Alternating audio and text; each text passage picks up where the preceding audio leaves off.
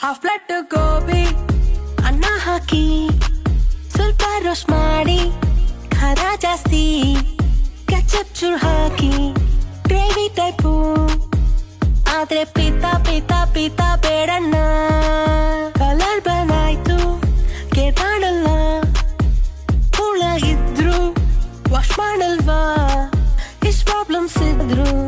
ನಂಬಿಡಲ್ಲ ಯಾಕಂದ್ರೆ ಇದು first love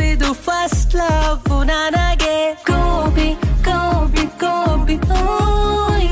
gobi gobi gobi gobi gobi